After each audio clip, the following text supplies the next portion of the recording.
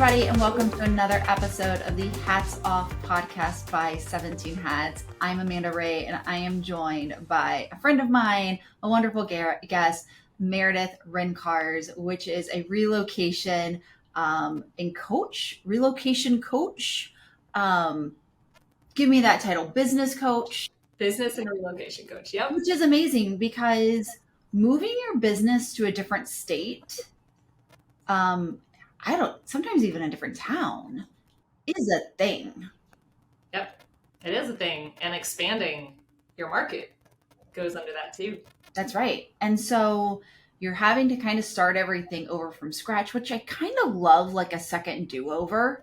I love that. I love that you do that because I think this is such a niche that people need help with this. So if you're in that boat, reach out to Meredith.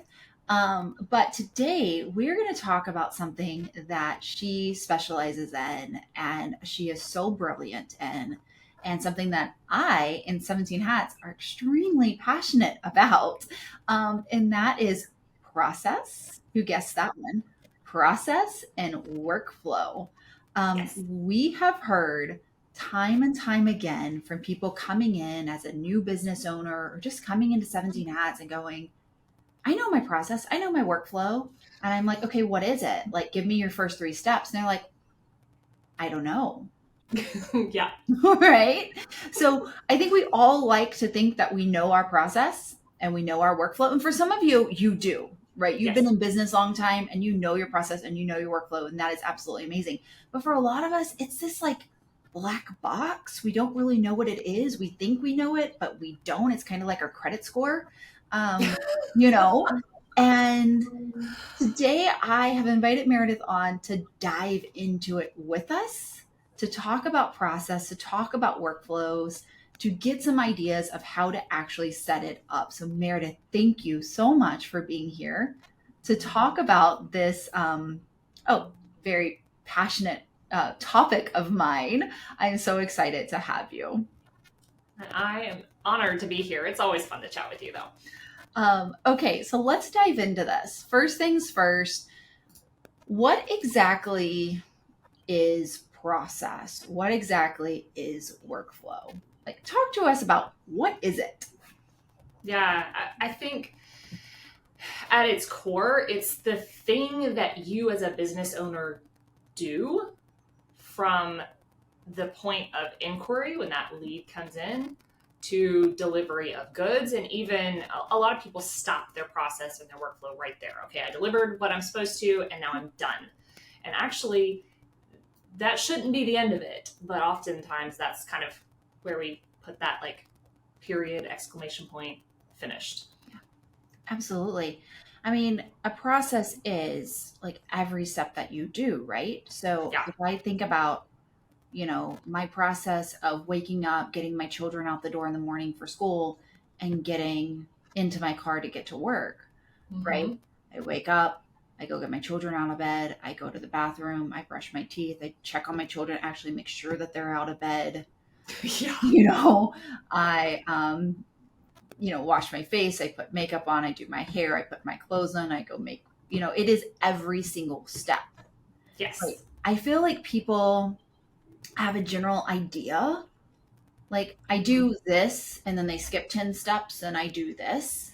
How do you help people really get into the mindset of really nailing down their process? Because they might have 1, 2, or 3 steps, but actually micro, right? The micro steps, which is where the difference is, right? And how do you get them in that mindset?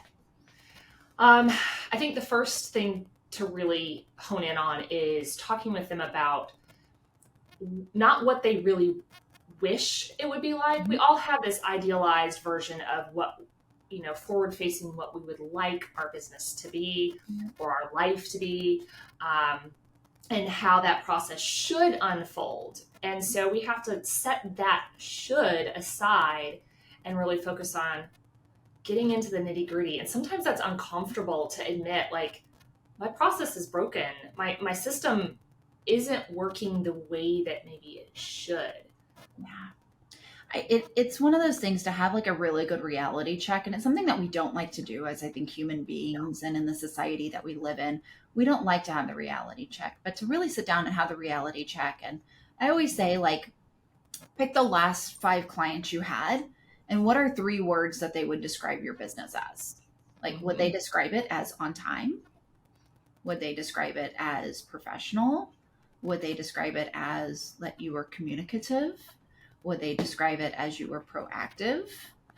And I feel like if they would not use those words to describe your business, your process is probably a little broken somewhere. Yeah, definitely. So, what is your thought? So, when we talk about process and we talk about workflow, right? Because that is the other word we hear a lot. How does process and workflow go together? I often use them interchangeably, and that's probably not the best way to look at it. I think if I was to break it down and really like think about it, process is how you do things, like, and workflow is what gets them done. Like, the doing of it. The doing of it, yes. Because it's funny. There was one day I was talking to my husband, who he's the one that started 17 Hats, and he is such a brilliant mind, like brilliant mind. He is a thinker like any other person. And I told him, I was like, if you could solve the world's problems with a whiteboard, like the problems would be solved, right? Because you could sketch it all out on the whiteboard perfectly. Not to say he's not a doer, because he definitely is. But we have the mindset of like, we're going to think about the process and we're going to put down the process, but then we don't actually do the process, which is workflow. Yeah, I would say it's like, in a way, it's writing down the process, let's say maybe in 17 Hats, and then making it where you have to review every step that happens instead of letting it automate and go and flow through. Yeah, just knowing what, like the actual action of doing the steps, I think is so important. A lot of people automate from day one, and I don't love that, even though I'm like, I love automation, and I live and breathe it obviously with 17 Hats. But I love the actual of doing it and pressing the button for the first few times, because it also sparks your imagination of what else could I do? Yes. How could I handle this better? Yeah. How can I make this easier on my client every time that I do this? And so not automating it initially is absolutely, would always agree with that, because it needs to be reworked and revised, and it's a living, breathing thing. I love that, because you're right. With workflows, no matter your processes, your steps, your workflows is what you're setting up, whether it's 17 Hats or a different program, or you're manually doing it all, but it is the how of getting your process completed. But I love that you refer to both of these as like a living, breathing thing, because you're right. As you grow in business, as you become, I call it like your business maturity, right? As you become more mature in business and you start to see the ways of the business world, right?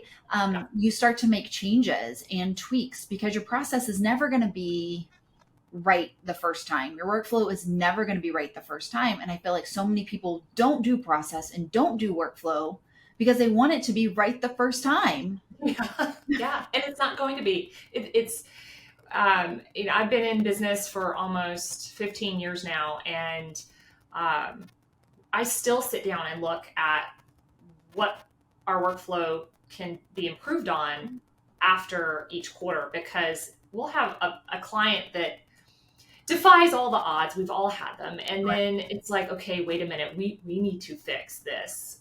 They broke our process. They broke our workflow. Yeah. And I think I always say, when you have a client and something goes wrong, don't blame it on the client. Look back at your process. Yeah. What's your thoughts on that?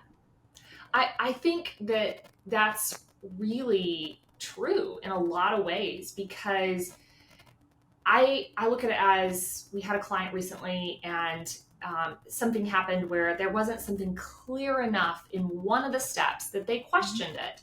And you know what? That made me a better business owner, because I had to revisit my process and go, wait a minute, Yeah. moving forward, let me clarify this for every other client that's going to be like this. And so, no, it's on me as a business owner to make sure that it's a smooth experience for them. I think that's a part of your professionalism too. Like professionalism comes in all ways, shapes, and forms, right? If you go back in the day, like back in my grandfather's day, professionalism was the suit and tie, Yeah. right? That was professionalism. Yeah. Now, professionalism has so many different meanings. But I think the main idea of professionalism today is being that proactive leader and standing on your own 2 feet and saying, hey, this is Mhm. my business and I need to take charge and I need to guide the client through the experience and I need to be the helping hand. Yeah. That is one facet of professionalism that I think that sometimes we miss as solopreneurs because we're learning as we go, Mm-hmm. right? And our craft might be uberly professional, right? We Yeah. might be able to do wonderful with our craft, but the business side of business needs some work, which is where systems and workflow comes into play. Um, Yeah. how often, you said every quarter, how often do you recommend, like when you start to build your process, your automation, your workflow, like all of that, how often do you say to revamp or take a look at it? Um, I think that if you are starting from square one, where there's been some cases where in the past we haven't had to, but if you're starting from square one, I would almost first test it out with 3 friends and just have a dummy experience with them. Um, One, to make sure that there's no misspelling. I'm the world's worst speller. It doesn't matter whether Chat GPT or Grammarly catches it. It's still going to be there. Yeah, it happens. And then I would say look at it every couple of clients and make sure, do I need to add something to it? With one of our workflows that I just built recently, I've had to do that. Now I'm pretty comfortable with it. It's working great. I've made tweaks to it. Now I'm going to come back in the quarter and go through it that way. And as it progresses, I might say, all right, I've done it every quarter. Now maybe I do it twice a year. And that just depends on where you are as a business owner, I think. Absolutely. No, I love that how you recommend it when you build your workflow out. You test it. You go ahead and test it, whether you're building it 17 hats or a different application, or you're just doing it all manually. That you actually test it out. You take the time. You test it on yourself. You test it on a few friends. You test it on Mhm. maybe a returning client that you can say, "Hey, I'm testing Yeah. I have a new system that I'm using. Please bear with me." I know some Mhm. people are really nervous about using words like that, and I'm always like, "Don't be." No, no. If you pick one of your most favorite clients that just adores you and loves everything that you've done in the past, they're going to probably be pumped to be like, yes, let me help you. And they feel special and honored that you would take the time to ask them to speak into your business. Yeah, they want, I mean, our clients, especially being small business owners, our clients, especially repeat clients, they want to support you. They want to Yeah. support us. They want us to succeed. Mhm. So don't be scared of that at all. And also, again, people building workflows are really scared of making mistakes. Yeah. And that's why I think it's really important to test. But I think on the flip side of it is like our clients are very forgiving as long Yes. as you handle it with professionalism and say, I'm using Mhm. a new software. I am so sorry. I'm going to get this straightened out right now. Or like you handle the situation and you're delivering on time and all of that stuff has to be important as well. If you're not delivering on time and you screwed up your workflow, now we have a bigger issue. Right. But as long as you are delivering on time, you're approachable, you are proactive in communication, they're going to forgive any small mess up. Do you see it the same? I think 99.9% of the time, yes. Are you going to have that one that just, eh, Mm. um, and you fear that Google review. Side note of the fear of the Google review. That actually makes you look more professional when you have a negative review and you can respond to it as if you're responding to your next client. So stop worrying about that.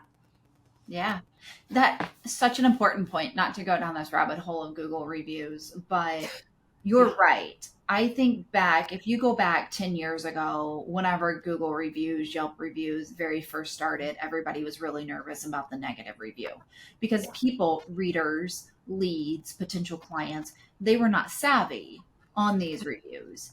Now it is very easy to see which reviews are bot generated, which reviews are just an angry person that if you give $1 million to, they're still going to bitch, right? Yeah. Like it's going to be that. I think every business will have an angry person at one point in time, no matter how great they do. Yeah. That is a mark of just being around and being in business, in longevity. Should you respond to them? 100% respond to them. Yes. We've done it for 17 Hats. I've had people complain, well, nobody has responded to my emails. And I'm like, hello, we've responded to your emails 33 different times, yet you have not responded to any of these, you set the record straight. So yeah, I agree with Meredith. Don't be nervous about that. Now, obviously you don't want to rack up 20 negative reviews, but if you're racking up 20 negative reviews, there's some other things that are broken communication and process wise. Yeah. So let's dive into creating your process or creating your workflow, right? Where do people actually start?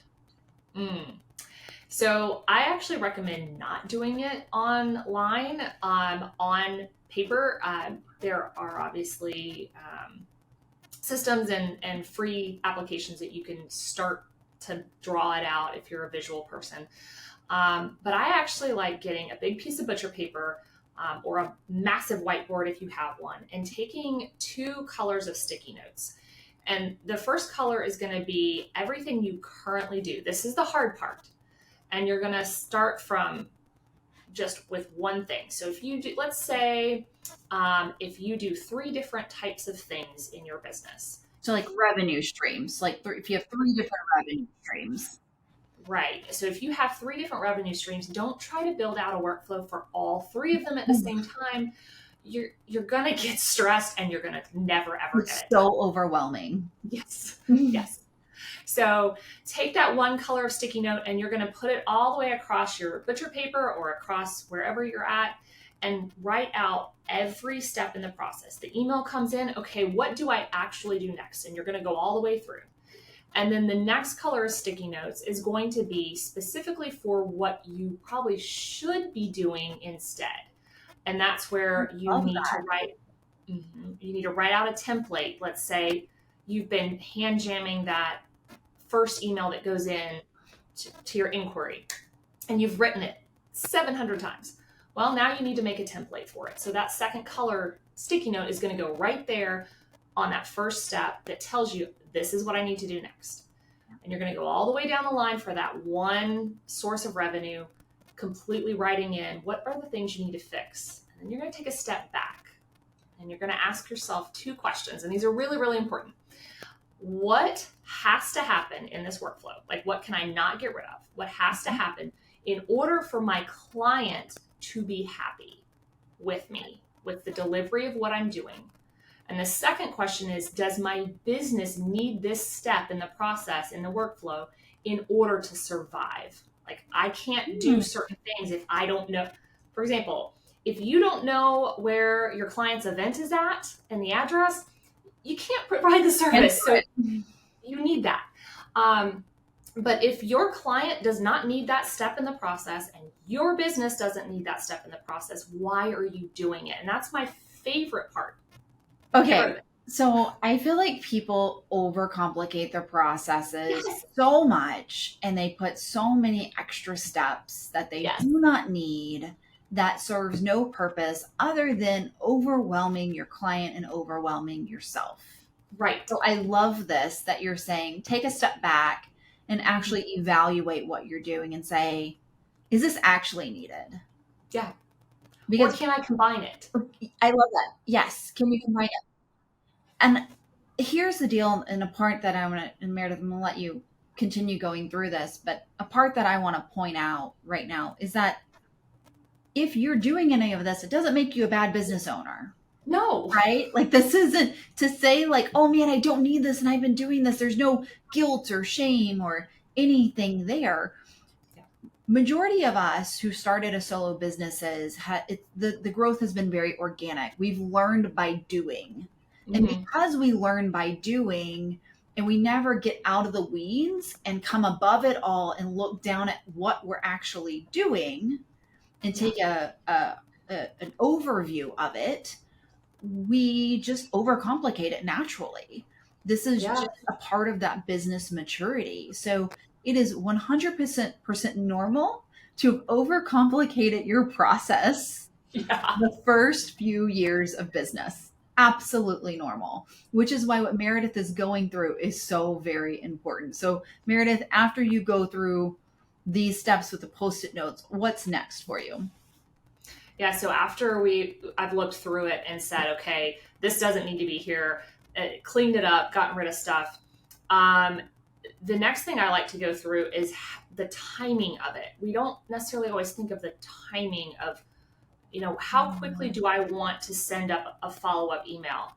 And so if your lead comes in and you respond to them and you don't hear back from them, do you want to follow up a second or a third time to encourage them to book for that service? And a lot of times that third email will be what does it for clients, where they go, oh shoot, I've been busy, I forgot, I fed the kids, I meant to send this. And so that's something where we'll look at the timing of it. You obviously don't want to send those 3 emails back to back to back every day. And so putting that in between each of those sticky notes starts to build out that workflow that's going to go into where you're serving your client. I love timing because you're right. I mean, the old saying is the money's in the follow-up, right? I think a lot of times we look at business, and while this is important to us because it's our business, we've done this before, this is top of mind for us because that's who we are as professionals. It is not for our prospective lead or our prospective client because they have life revolving around them, right? A kid gets sick. They're mentally tapped out. They can't take on another thing right now. I mean, perfect example. I had somebody a week ago email me about something that I need to hire for 17 Hats, and I was looking at setting up a call with them. I got COVID.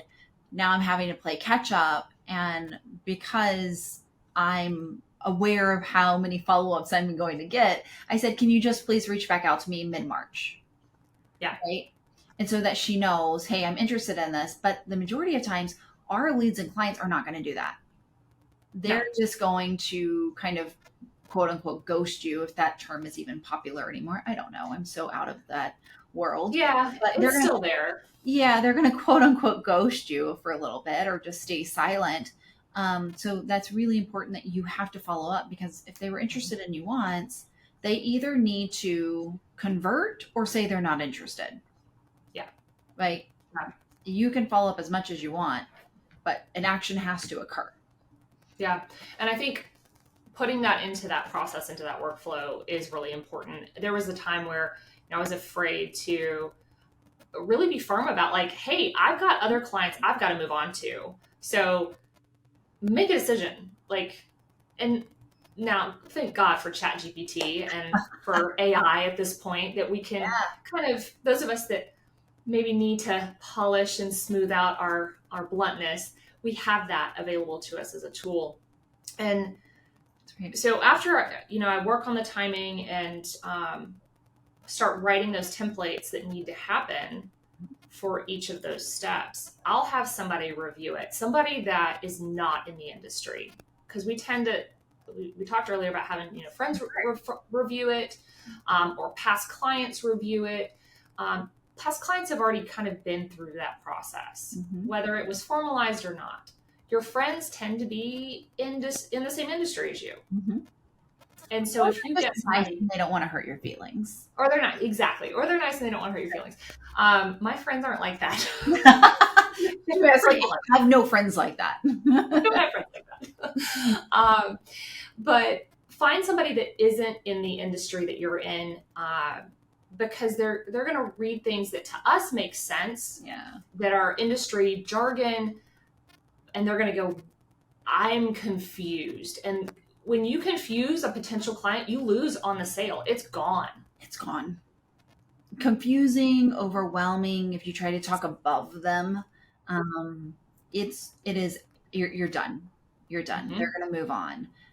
One of the greatest pieces of business advice that I was given when I first started business a long time ago was nothing else matters with the exception if they like you. If they like you, they're going to buy with you. And I thought he was crazy. He was this older gentleman. He was probably in his 70s. So he was my wise owl when I started business. And I let that sit with me for a little bit. And gosh, I saw that to be true so often. It didn't matter if I could name my equipment, if I was even the best at what I did. Actually, that didn't matter.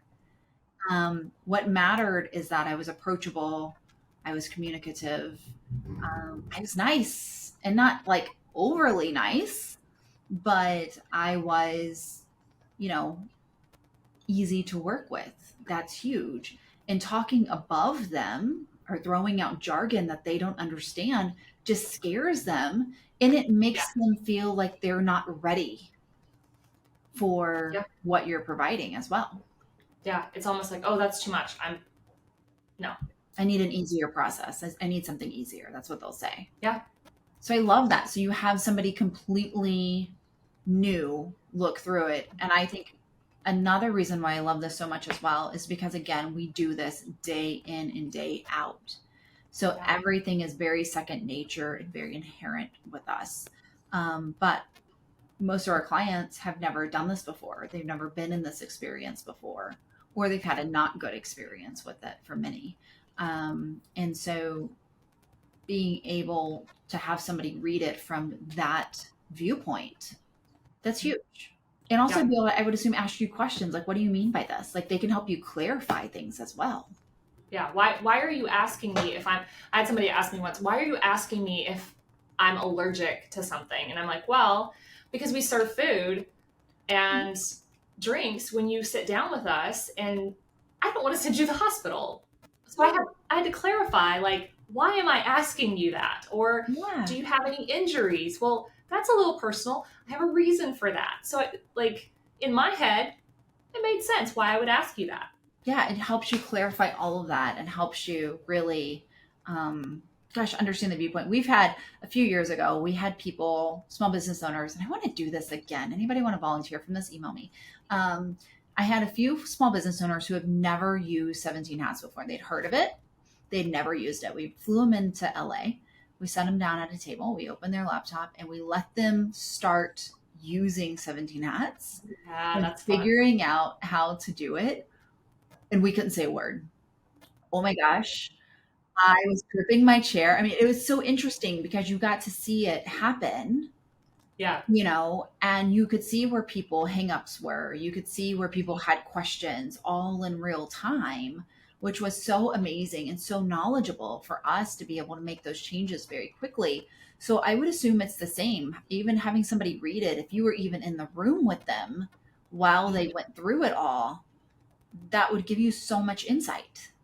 Yeah, just doing a Zoom call and being able, if you can't do it in a room, but just being able to go back and forth, watch their facial expressions, as they're screen sharing or whatever. It's really interesting to watch that whole psychological process. Well, I love that. Anything else after that process? After that step, anything else you go into? At that point, I start putting it into 17 Hats for me and testing it out, putting in my email address first, making sure that something's not missing or not connected correctly. And that's always on my fault if it's not working. And And then from there, I go through the testing process. And I'm always asking myself, okay, what happens after delivery? What happens after this? Because that's where you start to market to them coming back to you again. Yeah. Yeah, don't just stop after delivery, like you've delivered and you're done, right? Yeah. There's this whole process that can happen afterwards as well. Okay. Amazing. Meredith, this has been so great. I love your recommendations on all process and all workflows. Thank you for sharing your knowledge there. So many great insights. If you're ready to start process, you're ready to start your workflow. Meredith, how can people find you? If anybody wanted to reach out or anybody wants to find you, where are you? Where are you? Where am I?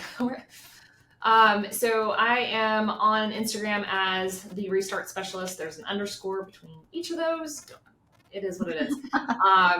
And then I have a YouTube channel for the Restart Specialist as well.